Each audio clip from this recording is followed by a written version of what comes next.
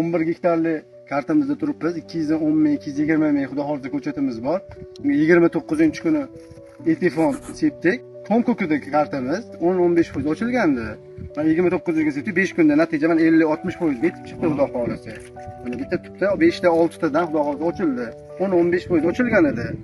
Qizarib karta 10 gektarimiz qizarib o'tibdi. Boshqa fermerlarga ham tavsiya qilamiz, buni natijasi zo'r ekan. Qalay, bu narigi kartalarga nisbatan hozir o'zgarishi bormi bu karta? O'zgarish ancha yaxshi. Ancha ko'chalarimiz yirilashdi mana, tepa tomonlari ham.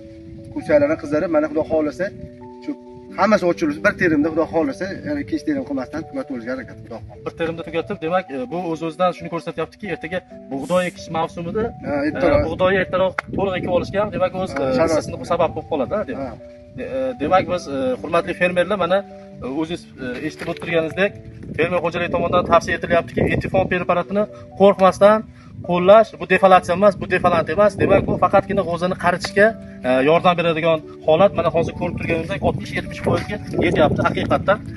Biz demak buni tavsiya qilamiz, sizlarga ham etifonni to'xtatmasdan aytilgan dozada ishlatishni tavsiya qilamiz.